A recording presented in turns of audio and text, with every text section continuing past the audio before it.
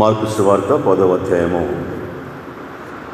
23 నుండి 31 వరకు మనం చదువుకున్నాం. ఈ లోకంలో రెండు నియమాలు పనిచేస్తూ ఉన్నట్లుగా మనం లేఖనంలో పరిశీలన చేయొచ్చు. ఏంటివి ఆ రెండు అంటే, ఒకటి శరీర నియమము, రెండవది ఆత్మీయ నియమము, తర్వాతది లోకపు నియమము, ఇంకొకటి పరలోకపు నియమము అని అనుకుందాం. మూడవది ధర్మశాస్త్రానుసారమైన నియమము అనగా క్రియా నియమం, రెండవది కృపా నియమం లేకుంటే విశ్వాస నియమం. ధర్మశాస్త్రము, విశ్వాసము, శరీరము, ఆత్మ, లోకము, పరలోకము. ఈ విధంగా రెండు నియమాలు. ఇప్పుడు గ్రావిటీ ఆఫ్ లా అని అంటాం, అంటే అది భూమి ఆకర్షణ శక్తికి సంబంధించినటువంటి నియమం. ఆ నియమము ప్రకారము ఏదైనా కూడాను భూమిపైకి లాక్కోవడమే దాని యొక్క నేచర్. అదొక నియమం, భౌతిక నియమాలలో అదొకటి. అట్లాగే ఈ లోకంలో కొన్ని నియమాలు వాటి పని అవి చేసుకుంటూ పోతూ ఉన్నట్లుగా మనము గమనించవచ్చు. కొంచెము ఆత్మీయమైనటువంటి దృక్పథముతోటి లేఖనములను పరిశీలించి చదివి అర్థం చేసుకుంటే, ఆ కాంటెక్స్ట్లో ప్రభు ఇక్కడ మాట్లాడుతూ ఉన్నాడు. ఆ సందర్భమును బేస్ చేసుకొని ప్రభువు ఇక్కడ మాట్లాడుతున్నట్లుగా మనము అర్థం చేసుకోవాలి. ఏమంటే, ఒక ధనవంతుడు వచ్చాడు యేసుప్రభు దగ్గరికి. యేసుప్రభు చెప్పినటువంటి మాటలు విని వెళ్ళిపోయాడు.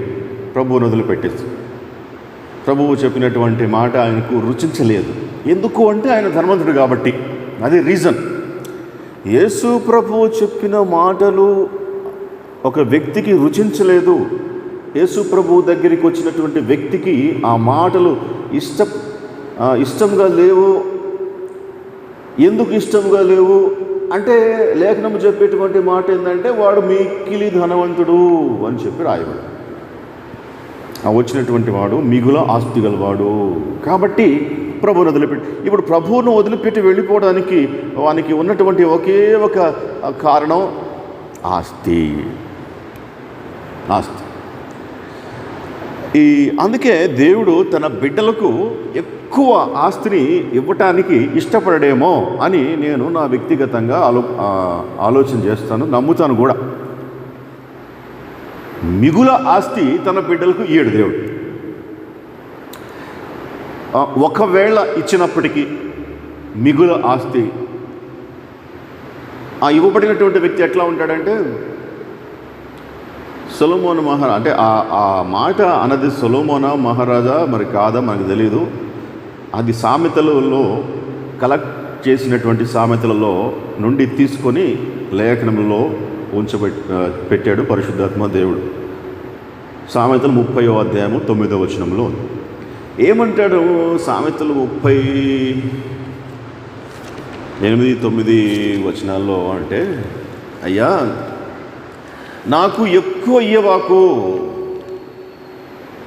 నేను 2 వరాలు అడుగుతా ఉన్నా, నేను నీతో 2 మనవులు చేసుకుంటూ ఉన్నా, నాకు వాటిని నువ్వు అనుగ్రహించు. ఏంటిది ఆ రెండిట్లో అంటే, పేదరికము నేను ఐశ్వర్యము నాకు దయచేయకము. పేదరికము ఇయ్యొద్దు, అట్లని చెప్పేసి మిగుల ఆస్తి ఐశ్వర్యాన్ని నాకు ఇయ్యొద్దు. ఇది భక్తుని యొక్క ప్రార్థన దేవునికి. నన్ను ఐశ్వర్యవంతునిగా చేయబాకు, అట్లాగా అని చెప్పి పేదవానిగా కూడా నన్ను చేయొద్దు. నాకు తగినంత ఆహారం మాత్రమే నువ్వు అనుగ్రహించు. తగినంత ఆహారము అనేటువంటిది ఉదాహరణగా తీసుకుంటే, ఇక ఆహారం అయితేనేమి, అధికారం అయితేనేమి, డబ్బు అయితేనేమి, ఈ లోకము సంబంధించినటువంటి నియమాల్లో ఏ నియమం ప్రకారం అయితేనేమి ప్రతిదీ కూడాను మితంగా నాకు ఇవ్వు అని అడుగుతూ ఉన్నాడు. వరము అని అంటది. అది నాకు వరం. ఏంటిది అంటే ఎక్కువ డబ్బు ఇవ్వద్దు, అట్లాగని చెప్పి పేదరికం ఇవ్వద్దు, ఈ వరం నాకు అనుగ్రహించు. ఇది భక్తుని యొక్క ప్రార్థన. అందుకే దేవుడు ఒకవేళ తన బిడ్డలకు ఎక్కువ ఆస్తి, మిగులు ఆస్తి ఇచ్చినప్పటికీ కూడా ఇలాంటి మనస్తత్వం ఉండాలని కోరుకుంటాడు. ఒకవేళ ఉన్నా కూడాను ఆ ధనాన్ని లెక్క చేయకుండా దేవుడే నాకు ప్రాధాన్యత, ఆ తర్వాతనే ఏదైనా అనేటువంటి మనస్తత్వం కలిగి ఉండే వాళ్ళకే ఇస్తాడేమో అని అనుకుంటాను నేను. ఒకవేళ అలాగ కాకపోవచ్చు కూడా. ఉదాహరణ, మనం చాలామందిని ఈ రోజుల్లో చూస్తూ ఉన్నాం. డబ్బు లేక ముందు ఉన్నతమైనటువంటి పరిచర్య జరిగించి దేవుడు ప్రేమించి డబ్బు ఇచ్చిన తర్వాత, ధనం ఇచ్చిన తర్వాత ఆ స్థితి నుండి పడిపోయినటువంటి మనుషులు చాలామంది మనకు ఈ లోకంలో ఉన్నారు. ఇప్పుడు కోటీశ్వరులు, మిలియనియర్స్ అందరూ కూడాను ఏం పెద్ద విశ్వాసులు ఏం కాదు. ప్రపంచంలో ఉన్నటువంటి బిలియనియర్స్ అందరూ కూడాను విశ్వాసులు కాదు. ఇప్పుడు ఆయన మైక్రోసాఫ్ట్ బిల్ గేట్స్ ఉన్నాడు, ఆయన పెద్ద విశ్వాసి కాదు. హ్యూమనిజంని ఎక్కువగా నమ్ముతారు వాళ్ళు. అంటే మనిషి ఉన్నాడు, మనిషికి అవసరతలు ఉన్నాయి, సాటి మనిషిగా సహాయం చేద్దాం, అంతవరకే. విశ్వాసము, దేవుడు, నిత్యజీవము, ఇక యేసు ప్రభు, రక్షణ, ఇట్లాంటి వాళ్ళు పెద్దగా పట్టించుకోరు. పెద్ద పెద్ద సెలబ్రిటీసు, పెద్ద పెద్ద బిలియనియర్స్ అందరూ కూడాను, ప్రపంచవ్యాప్తంగా ఉన్నటువంటి వారందరూ కూడాను ఆలోచించేది ఇదే. స్వచ్ఛంద సంస్థలకు ధనం ఇస్తారు, విరాళాలు ఇస్తారు, కానీ అది దేవుడు అనేటువంటి అది బేసిస్లో వాళ్ళు ఆ వర్క్ చేయరు. ఆ విధంగా లోకంలో ఉన్నటువంటి ధనవంతులందరూ కూడాను దేవుని పైన పెద్దగా విశ్వాసం ఉంచారు. ఎందుకంటే చిన్న రీజన్. ఇప్పుడు ఉదాహరణకు మనకు తలనొప్పిగా ఉంది, చిన్న ఉదాహరణ. తలనొప్పిగా ఉంటే జేబులో మనీ ఉంటే వెంటనే మెడికల్ షాప్కి వెళ్ళి ఒక అనాసినో డోలోనో వేసుకుంటాం. ఒకవేళ డబ్బులు లేవనుకోండి, అప్పుడు ప్రభువా తలనొప్పి తీసేయని ప్రార్థన చేస్తాం. ఒక చిన్న ఉదాహరణ ఇది. అంటే డిపెండబుల్ ఫ్యాక్టర్ ఏంటిది? మనము దేనిపైన డిపెండ్ అవుతూ ఉన్నాం? మనం కష్టం వచ్చినప్పుడు, మనకు నష్టం వచ్చినప్పుడు, మనకు బాధ వచ్చినప్పుడు దేనిపైన ఆధారపడుతూ ఉన్నాం అనేటువంటిది దేవుడు చూస్తాడు. మనకు ఉన్నటువంటి ధనం పైన ఆధారపడుతూ ఉన్నామా, మనకు ఉన్నటువంటి ప్రభువు పైన ఆధారపడుతూ ఉన్నామా, అది దేవుడు చూస్తాడు. కాబట్టి మనకు ధనం ఉన్నప్పటికీ కూడాను చిన్న చిన్న విషయాలు కూడాను ప్రభు పైన ఆధారపడేటువంటి మనస్తత్వం ఉండాలని ప్రభువు కోరుకునేటువంటిది. ఇప్పుడు కేఏ పాల్ అనేటువంటి వ్యక్తి ఉన్నాడు. ఆయన ధనవంతుడు, ధనం ఇచ్చాడు దేవుడు. ఇప్పుడు అధికారము అనేటువంటిది కావాలి అని అనుకుంటే ఒకవేళ ప్రభువు మీద ఆధారపడి ఉండాల్సి ఉండే. ఎందుకు? సకల అధికారాలు ప్రభువు నుండి వచ్చేవి తప్ప మనుషుల నుండి వచ్చేవి కాదు అని లేఖనం తెలియజేస్తూ ఉంది. అటువంటప్పుడు అధికారం ఇచ్చేది ఎవరు? ప్రభువే. భూమి మీద, భూలోక రాజ్యాలపైన అధికారం ప్రభువుకి ఉంది, అంతేగాని మనుషులకు కాదు కదా. ప్రభువు నెరగనటువంటి మనుషులకైనా కూడా అధికారాన్ని ప్రభువే ఇచ్చేది. అది మనకు పాత నిబంధనలో చాలా సార్లు రుజువైంది. నెబుకద్నెజరు గర్వించి నా రాజ్యము, నా దేశము నేను కట్టించింది అనుకునేసరికి నెబుకద్నెజరు దేవుడు పిచ్చోని చేసి అడుగులు పట్టించాడు. అంటే రాజ్యాలు, భూమి, దాని సంపూర్ణత, లోకమును, దాని నివాసులను యెహోవావే, ఆయనే అధికారం ఇచ్చేది. అటువంటిప్పుడు ఆయన మీద ఆధారపడి ఉండాల్సిండే. అట్లా కాకుండా ప్రభువుని పక్కన పెట్టి వేరే వాటిపైన ఆధారపడేటువంటి స్వభావం ఎట్లా వచ్చింది అంటే ధనం వల్ల. అందుకే దేవుని బిడ్డలకు ధనము ఉంటే దేవునికి దూరం అవుతారు అనేటువంటి ఉద్దేశంతోనే దేవుడు ఎక్కువ ధనాన్ని తన బిడ్డలకు ఇయ్యడు. ధనం ఇస్తే తనకు ఎక్కడ దూరం అయిపోతారు? ధనం ఉంటే దూరం అయిపోతారు అంతే. ఎందుకంటే దాని మీద డిపెండ్ కావడానికి ఆలోచన చేస్తారు. ఇక మోకాళ్ళు వంగేది లేదు, ప్రార్థన చేసేది లేదు. ప్రతి చిన్న అవసరంకి ధనం, మన దగ్గర ధనం ఉంది కదా, వేరే ఇంకేం కావాలి? అది దేవునికి ఇష్టం లేదు. నాపైన ఆధారపడాలి నా బిడ్డలు. లోకానుసారమైనటువంటి ఎంత ధనం ఉన్నా, ఎంత అధికారం ఉన్నా బిడ్డలు నాపైన ఆధారపడాలి అనేటువంటిది ఆయన కోరుకునేది. ధనం ఎప్పుడైతే వస్తుందో ఆయన పక్కన పెట్టేస్తామనేటువంటి ఉద్దేశంతో ఆయన ఈ మాట తెలియజేస్తా ఉన్నాడు. ఏమంటాడు? ధనవంతులు దేవుని రాజ్యంలో ప్రవేశించుట దుర్లభం. తమ ఆస్తి యందు నమ్మిక ఉంచేవారు దేవుని రాజ్యంలో ప్రవేశించుట ఎంతో దుర్లభం. ఇక్కడ ఇంకా క్లియర్గా ఉన్నాడు. ధనము ఉన్నప్పుడు ఏమవుతుంది అంటే దేవుని పైన ఉన్నటువంటి నమ్మిక ధనము పైకి వెళ్ళిపోతుంది. తమ ఆస్తి యందు నమ్మిక ఉంచువారు దేవుని రాజ్యంలో ప్రవేశించుట దుర్లభం.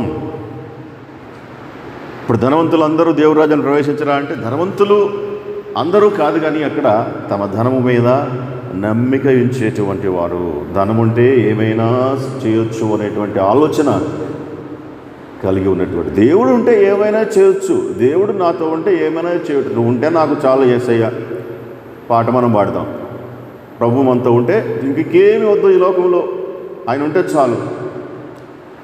ఆ స్థితి దేవుడికి ఇష్టం. కానీ డబ్బులు ఉన్నప్పుడు డబ్బులుంటే ఏమైనా చేయొచ్చు అనేటువంటి ఆ నమ్మకం మనుషులకు వస్తుంది. కాబట్టి డబ్బు మీద నమ్మకం ఉంచేటువంటి వారు పరలోక రాజ్యంలోకి ప్రవేశించుట ఎంతో దుర్లభం అని చెప్పి ప్రభువు చాలా స్పష్టంగా మాట్లాడుతూ ఉన్నారు. అయితే అక్కడ ఉన్నటువంటి పేతురు అంటున్నాడు, పేతురు కంటే ముందు అక్కడ ఉన్నటువంటి వారు ఆశ్చర్యపడి, అయితే ఎవడు రక్షణ పొందుతాడు? దాదాపుగా చుట్టుపక్కల ఉన్నటువంటి వాళ్ళందరూ ధనవంతులే కదా. పోయిన వారం మనం చెప్పుకున్నాం. ఆ లెక్కలో ఆలోచన చేస్తే పేతురు కూడా ధనవంతుడే. పేతురు కూడా ధనవంతుడే. ఏం పేతురు పేదోడు కాదు. అందుకే ఆయన పేతురు అడుగుతా ఉన్నాడు 28వ వచనంలో, మేము సమస్తమును విడిచిపెట్టి నిన్ను వెంబడించితిమి అని అంటున్నాడు. సమస్తమును విడిచిపెట్టాము అంటే ఆయన ఉద్దేశం ఏంటంటే ఆయనకు ఉన్నటువంటి బిజినెస్, ఆయనకు ఉన్నటువంటి బోట్స్, ఆయనకు ఉన్నటువంటి అంత వ్యాపారం మొత్తం వదిలిపెట్టి వచ్చేసాం కదా నీ దగ్గరికి అని ఆయన ప్రత్యేకించి దాన్ని ఎత్తి చూపిస్తూ ఉన్నాడు. కాబట్టి ధనం మీద ఆశ నమ్మిక ఉంచేటువంటి వారు పరలోక రాజ్యంలో ప్రవేశింపరు అని చెప్తే, మరి ఎవరు? మేమందరూ ధనవంతులే కదా, మేమందరము ధనవంతులమే కదా, మరి ఎవరు చేరుతారు పరలోక రాజ్యంలోకి అంటే ప్రభువు చెప్పినటువంటి మాట ఏంటంటే, ఇది మనుషులకు అసాధ్యమే కానీ దేవునికి సాధ్యం, దేవునికి సమస్తము సాధ్యమే అని చెప్పి అన్నాడు. ఇప్పుడు మరి మన ధనవంతులే, శిష్యులు ధనవంతులు ఉన్నారు, శిష్యులు అన్నటువంటి వారిలో పేదవాళ్ళు ఉన్నారు, ధనవంతులు కూడా ఉన్నారు. మరి వాళ్ళు పరలోక రాజ్యంలో చేరరా అంటే దేవునికి అసాధ్యము కాదు అని అంటున్నాడు. ఎందుకు అంటే దేవుడి పిలువగా, దేవుని పిలుపుకు లోబడి వచ్చినటువంటి వారు, వారి మనస్సు, వారి ఆలోచనలో ధనం మీద ఉండవు, ఈ లోకం మీద ఉండవు, ఈ లోకాధికారం మీద ఉండవు. ఆ విధంగా ఉన్నటువంటి యూద తన యొక్క స్థలానికి వెళ్ళిపోయాడు అని చెప్పి లేఖనం తెలియజేస్తోంది. ఆయనకు ధనం అంటే ఇష్టం, అధికారం అంటే ఇష్టం, కాబట్టి ఆయన తన చోటికి వెళ్ళాడు అని చెప్పి లేఖనం తెలియజేస్తాం. కాబట్టి అవన్నీ వదిలిపెట్టి వచ్చారు. కాబట్టి యేసు ప్రభువుకి మొదటి స్థానం ఇచ్చారు. కాబట్టి తమ ఆస్తి యందు వారు నమ్మిక ఉంచలేదు. కాబట్టి వారు దేవుని రాజ్యంలోనికి ప్రవేశించడానికి అర్హులుగా ఉన్నారు. యేసు ఇట్లా నేను ఎప్పుడైతే పేతురు మేము సమస్తమును విడిచిపెట్టి నిన్ను వెంబడించుతమే అని ఆయనతో చెప్పగానే యేసు ప్రభువు మాట చెప్తున్నాడు, అయ్యా మంచిది, నన్ను నువ్వు వెంబడించావు, నీకున్నటువంటి ప్రతిదీ వదిలిపెట్టి వెంబడించావు, మరి నీకు ఏం ఫలం దక్కుతుంది అనేటువంటి ఆలోచనతో నువ్వు ఉన్నావు కదా. నా నిమిత్తము, నా సువార్త నిమిత్తము ఇంటినైనను, అన్నదమ్ములనైనను, అక్కచెల్లెలనైనను, తల్లిదండ్రులనైనను, పిల్లలనైనను, భూములనైనా విడిచినటువంటి వాడు ఇప్పుడు ఇహమందు హింసలతో పాటు నూరంతలుగా ఇంట్లను, అన్నదమ్ములను, అక్కచెల్లెలను, తల్లులను, పిల్లలను, భూములను రాబో లోకమందు నిత్య జీవమును పొందునని మీతో నిశ్చయముగా చెప్పుచూ ఉన్నాను అని చెప్పి అంటున్నాడు. సువార్త నిమిత్తము, నా నిమిత్తము, సువార్త నిమిత్తము. ఇక్కడ భార్యను, పిల్లలను, అన్నదమ్ములను వదిలిపెట్టి రమ్మని చెప్పడం కాదు. ఇక్కడ నా నిమిత్తము, సువార్త నిమిత్తము. ఇప్పుడు యేసు ప్రభు కోసం నేను పోతాను అనంటే నీకు అడ్డం చెప్తే వదిలి వచ్చినప్పుడు, సువార్త నిమిత్తము నేను బయలుదేరుతున్నాను అంటే వద్దు అని చెప్పి ఆపితే, వాళ్ళని వదిలిపెట్టి వాళ్ళు ఆపినా కూడాను వచ్చినప్పుడు యేసుప్రభు చెప్పేటువంటి సందర్భం. అంతేగాని కుటుంబాలను పిల్లల్ని వదిలేసి ప్రభు సేవ చేయమని ఎక్కడ కూడా ప్రభు చెప్పలేదు. ఒకవేళ ఆ విధంగా అర్థం చేసుకుంటే అది అర్థం చేసుకునేటువంటి వాళ్ళ పొరపాటే తప్ప లేఖనం యొక్క పొరపాటు కానే కాదు. కుటుంబాలను దేవుడిచ్చాడు, అన్నదమ్ములను దేవుడిచ్చాడు, అక్కజలను దేవుడిచ్చాడు. వాళ్ళని వదిలిపెట్టి ఎప్పటికి కూడాను రమ్మని వదిలేయమని వాళ్ళని ఎప్పుడు వారి బాధ్యతలు నిర్వహించమంటాడు. ప్రభువుకు తెలుసు.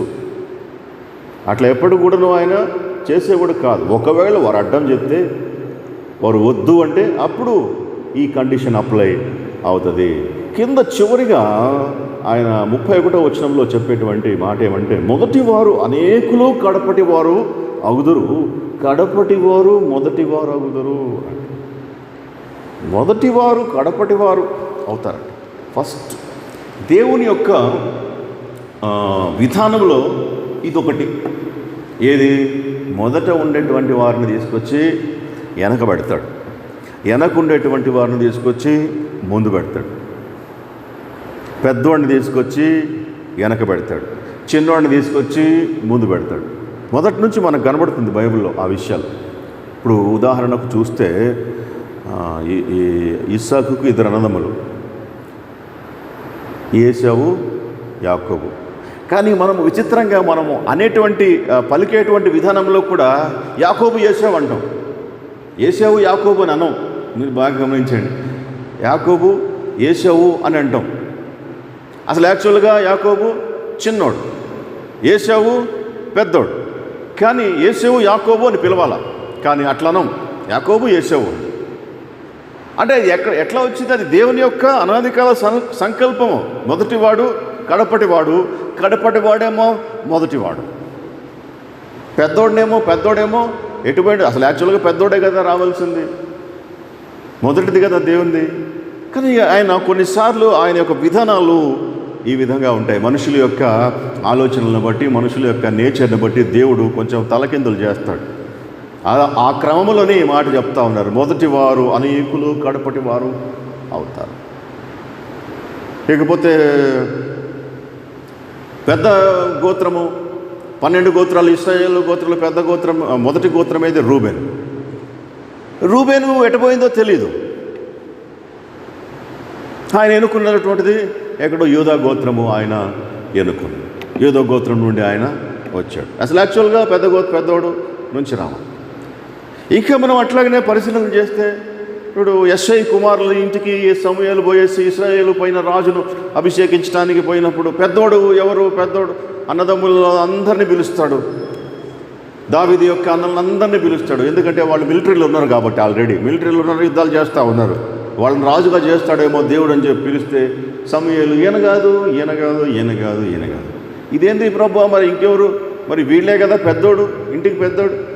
వీళ్ళు కాదు, ఇంకెవరన్నా ఉన్నారా నీకు? ఒక్కడున్నాడు గొర్రెల కాపరి, వాడు ఎక్కడో పొలంలో ఉన్నాడు గొర్రెలు కాసుకుని, వాడిని ఆయన తీసుకొని రా అని చెప్పినప్పుడు ఆయన తీసుకురాగానే యెహోవా కోరుకున్నటువంటి వాడు ఇతడే, అభిషేకించు, నీ కొమ్ములో ఉన్నటువంటి తైలం తీసి అని చెప్పినప్పుడు సమూయేలు ఆయన పైన తైలముతో అభిషేకించి చెప్తాడు, ఇశ్రాయేలు దేవుడు నిన్ను కోరుకుంటున్నాడు అని చెప్పేసి. కాబట్టి దేవుని యొక్క పద్ధతి చూస్తే మొదటగా ఉన్నటువంటి వారు, పెద్దోడిగా ఉన్నటువంటి వారిని తీసుకొచ్చి చివరిన పెడతాడు, చివరిలో ఉన్నటువంటి వారిని తీసుకొచ్చి ముందు పెడతాడు. ఇప్పుడు మన దేశాన్ని పరిశీలించాలి. మన దేశానికి సువార్త వస్తే మరి పెద్దవాళ్ళు ఎవరు అంగీకరించలేదు. పెద్దవాళ్ళు అంటే ఉన్నత వర్గాల వాళ్ళు ఎవరు పెద్దగా అంగీకరించలేదు. ఒక కేరళలో కొన్ని ప్రాంతాల్లో అక్కడక్కడ తప్ప దేశం మొత్తం మీద ఎవరో కూడా పెద్దవాళ్ళు అంగీకరించలేదు. ఆ రోజుల్లో చదువుకున్నటువంటి వాళ్ళు, ధనవంతులు, స్థాయిలో ఉన్నటువంటి వారు ఎవరు అంగీకరించలేదు. అప్పుడు ఎవరు అంగీకరించారు? చిన్నోళ్ళు అంగీకరించారు. చిన్నోళ్ళు, అణిచివేయబడినటువంటి వారు, చదువు రానటువంటి వారు, తర్వాత ఆరోగ్యం లేనటువంటి వారు, చాలా బలహీనంగా ఉన్నట్టు బలవంతులు ఎవరు కూడా అంగీకరించలేదు. బలహీనులు అంగీకరించారు. అందుకే పౌలు కూడాను ముందు సువార్త తన ప్రజల దగ్గరికి, యూదుల దగ్గరికి, ఇశ్రాయేలు దగ్గరికి పోతే వాళ్ళు ఒప్పుకోలేదు, పౌలుని అంగీకరించలేదు, ఆయన సువార్తను అంగీకరించలేదు. అప్పుడు పౌలు ఏమంటాడు? మిమ్మల్ని వదిలిపెట్టేసి నేను అన్యజనుల దగ్గరికి పోతా ఉన్నాను, అన్యజనులకు సువార్త ప్రకటిస్తాను, దేవుడే సాక్షి అని చెప్పేసి వెళ్ళిపోతాడు. అసలు యాక్చువల్గా ఇశ్రాయేలులకు మొదట రక్షణ రావాలి. ఎందుకు? లేఖనములు వారివి. ఇశ్రాయేలుకు ఉన్నటువంటి గొప్పతనములలో అన్నీ కూడాను గ్రేటే. లేఖనం చెప్పేటువంటి మాట రోమపత్రికలో ఉంది.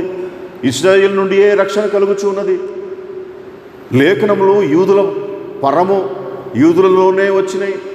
ప్రభు యూదుల్లోనే జన్మించాడు. ఇశ్రాయేలుకు అనగా యూదులకు లేనటువంటి ఆధిక్యత ఏమున్నది? అన్నిట్లోనూ అధికమే అని చెప్పి లేఖనం తెలియజేస్తుంది. అయితే అన్నిట్లో అధికము, అన్నిట్లో ముందున్నటువంటి యూదులు సువార్త నమ్మలేదు. అందుకే ఇప్పుడు వాళ్ళు కడమవారైపోయారు, మొదటి వారుగా లేరు. ఇప్పుడు వాళ్ళు చివరి లైన్లో ఉన్నారు. లోకంలో అన్ని చాలా దేశాలు ప్రభువుని నమ్ముకుని ఈయన రక్షకుడు అని చెప్పేసి వాళ్ళు విశ్వసిస్తూ ఉంటే, కానీ లోకమంతటికి వెనకబడిపోయి ఉన్నారు యూదులైనటువంటి వారు. ఇశ్రాయేలు మొదటి వారుగా ఉండవలసినటువంటి వారు కడపటి వారిగా ఉండిపోయినారు. దేవుని లేఖనము చాలా స్పష్టంగా తెలియజేస్తాం. ఎవరైతే మొదటి వారుగా ఉన్నారో వారు కడపటి వారు అవుతారు. ఇదొక నియమం. అందుకే ముందు మనం నియమాల గురించి మాట్లాడుకున్నాం. ఇదొక నియమం, ఇదొక లా. దేవుని నియమాలలో ఇదొక నియమం. ఆ నియమం బట్టి లోకములో ప్రస్తుతము చూస్తూ ఉన్నాం అనేకమైనటువంటి విషయాలు. ఫస్ట్ వర్స్లో ఉండవలసినటువంటి వారు లాస్ట్ వర్స్లో ఉన్నారు. రేపు పరలోక రాజ్యంలోని కూడాను ఈ నియమం బాగా వర్తిస్తుంది. చాలామంది జోకులు కూడా వేసుకుంటారు దీన్ని బట్టి. ఎందుకంటే ఇక్కడ గొప్ప గొప్ప ఆత్మీయమైనటువంటి నాయకులుగా ఉన్నటువంటి వారు, ఆత్మీయ తండ్రులుగా చెప్పుకునేటువంటి వారు, ఆత్మీయ గురువులుగా చిత్రీకరించుకునేటువంటి వారు ఆడికిపోతే ఎవరో కనబడరంట. ఎందుకు అంటే ఈ లోకపరంగా వాళ్ళు మొదటి వరుసలో ఉన్నారు. కానీ దేవుని నియమం వేరే విధంగా ఉంది. మొదటి వారు అనేకులు, కడపటి వారు అవుతారు. కడపటి వారుగా ఉన్నటువంటి వారు ఈ లోకంలో మొదటి వారుగా అవుతారు. తప్పిపోయిన కుమారుడు విషయంలో కూడా అదే జరిగింది. తండ్రి ఇంట్లో ఉన్నటువంటి పెద్ద కుమారుడు చాలా మంచిగా కనబడతా ఉన్నాడు. తండ్రితోటి ఆయన కలిసి ఉన్నాడు. తండ్రి మాట వింటున్నాను అని చెప్పినట్టున్నాడు. ఆయనే అంటాడు కదా, ఎప్పుడైనా నీ మాట నేను చెవుదాట్లేదు అని అంటాడు తండ్రితోటి. తండ్రిని కనిపెట్టుకొని ఉన్నాడు. అయితే తండ్రిని వదిలిపెట్టి వెళ్ళిపోయినటువంటి చిన్న కుమారుడు తండ్రి ఆస్తి తీసుకుని వెళ్ళి ఎక్కడికో వెళ్ళిపోయి పాడు చేసినటువంటి చిన్న కుమారుడు ఇక్కడ చూస్తే మొదటి వరుసలో కనబడతా ఉన్నాడు. ఇంట్లో పెద్ద ఆడంబరం జరుగుతూ ఉంది, సంబరం జరుగుతూ ఉంది. ఆయన సెంటర్ ఆఫ్ అట్రాక్షన్గా నడుస్తూ ఉంది పార్టీ. పెద్ద కుమారుడు వచ్చేటప్పటికి చూసరికి ఆయన ఏం జరుగుతూ ఉంది అని చెప్పేసి అడిగితే ఏం చెప్తాడు వాళ్ళ ఇంటి సర్వెంటు, నీ తమ్ముడు వచ్చాడు కాబట్టి మీ నాన్న పెద్ద పార్టీ చేస్తూ ఉన్నాడు అని చెప్పినప్పుడు యాక్చువల్గా సంతోషించాల్సింది పోగొట్టి ఆయన చాలా కోపపడతాడు, కుంచుకుపోతాడు. తర్వాత చిన్నబుచ్చుకొని పోయేసి వాళ్ళ తండ్రితోటి ఏం మాట్లాడతాడు, నేను నీతోటి ఇన్ని సంవత్సరాలు ఉన్నాను, నీతోటి నీ లూకాసు సువార్త 15వ అధ్యాయము 28వ వచనం. అయితే అతడు కోపపడి లోపలికి వెళ్ళనొల్లకపోయాను కనుక అతని తండ్రి వెలుపలికి వచ్చి లోపలికి రమ్మని బతిమాలుకొనెను. అసలు యాక్చువల్గా ఇంట్లో హక్కుదారుడెవడు? పెద్ద కుమారుడు. అన్ని విషయాల్లో అసలు ఇల్లు వదిలిపెట్టి వెళ్ళిపోయినటువంటి వాడు చిన్న కుమారుడు. అసలు యాక్చువల్గా కడపటివాడు, అన్ని విషయాల్లో కడపటివాడుగా ఉన్నటువంటి వాడు చిన్న కుమారుడు. అయితే ఇప్పుడు ఈ సందర్భంలో మొదటివాడుగా కనబడుతూ ఉన్నాడు. ఈయనేమో లోపలికి పోవడానికే ఇష్టం లేక బయటనే తిరుగుతూ చిన్నపుచ్చుకుని ఉంటే తండ్రి వచ్చి బతిమలాడే పరిస్థితి, లోపలికి రమ్మని బతిమలాడుకుంటున్నాడు అంటే తండ్రి. అందుకు అతడు తన తండ్రితో, ఇదిగో ఇన్ని ఏళ్ల నుండి నిన్ను సేవించున్నానే, నీ ఆజ్ఞను నేను ఎన్నడూ వినలేదే, అయినను నా స్నేహితులతో సంతోషపడినట్లు నీవు నాకు ఎన్నడూ ఒక్క మేకపిల్లనైనను ఇయ్యలేదు. అయితే నీ ఆస్తిని వేశ్యలతో తిని తినివేసిన ఈ నీ కుమారుడు రాగానే వీని కొరకు క్రొవ్విన దూడను వధించితివి అని చెప్పెను. ఇది మొదటి వారుగా ఉండవలసినటువంటి వారు కడపటి వారు అయిపోతూ ఉన్నారు. ఇంటి బయట నిలబడిపోయి లోపలికి రావడానికి కూడాను కడపటి వారుగా ఉన్నటువంటి వారు మొదటి వారుగా ఉన్నారు. ఇంట్లో వారి నిమిత్తం గొప్ప పార్టీ ఫంక్షన్ జరుగుతూ ఉంది. ఇది తెలియజేసింది ప్రభు యూదుల గురించి, అన్యుల గురించి, ధర్మశాస్త్రము గురించి, కృప గురించి. ఈ ఇద్దరు కుమారులు, ఇంకా కొంతమంది చెప్తారు బైబిల్ స్కాలర్స్, మొదటి సృష్టి గురించి, రెండవ సృష్టి గురించి అని చెప్తారు. మొదటి సృష్టి ఆదికాండం 1వ అధ్యాయం 1వ వచనంలోనే మొదటి సృష్టి మనకు కనబడుతుంది. ఆదియందు దేవుడు భూమి ఆకాశములను సృజించెను. దేవుడు సృజించినటువంటి భూమి ఆకాశములు మంచిగా ఉన్నాయి, నివాసయోగ్యంగా ఉండెను అని చెప్పేసి యెషయా గ్రంథంలో ఒక చోట రాయబడి ఉంది. అటువంటిది దేవుడు సృష్టించినటువంటి మంచి భూమి అది నిరాకారముగాను శూన్యముగాను ఎట్లా మార్చబడింది? నిరాకారముగాను శూన్యముగాను అయిపోయింది. అది అట్లా అయిపోయింది. కాబట్టి ఈ 2 సృష్టిలు మనకు ఉన్నాయి. మొదటిది దేవదూతల సృష్టి, యోబు గ్రంథంలో ఉంది. దేవదూతలు గాన ప్రతిగానములు చేసినప్పుడు దేవుడు సృష్టికి పునాది రాతిని వేశాడు అని చెప్పేసి రాయబడింది. అది మొదటి సృష్టి అంటారు. ఆ తర్వాత నిరాకారంగా శూన్యముగా మారిపోయినటువంటి సృష్టిని దేవుడు మళ్ళీ ఒక రూపానికి తీసుకొచ్చి మానవుణ్ణి తయారు చేశాడు. ఇది 2వ సృష్టి అని అంటారు బైబిల్ స్కాలర్స్. ఒక వ్యూ, అదొక కాన్సెప్ట్, అదొక థియరీ. కాబట్టి దేవుడు చెప్పినటువంటి ఈ మొదటివారు కడపటివారు అగుదురు, కడపటివారు మొదటివారు అగుదురు అనేటువంటి అనేకమైనటువంటి అంశాలకు అది పోల్చబడుతుంది. అందుకే దేవదూతల్ని కుమారులు అనలేదు దేవుడు.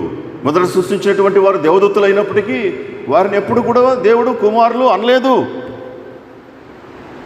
ఆ తర్వాత సృష్టించినటువంటి మనిషినే దేవుడు కుమారులు, నా కుమారుడు, నా కుమారులు అని చెప్పడం జరిగింది అని హెబ్రీ గ్రంథకర్త 1వ అధ్యాయంలో అంటాడు.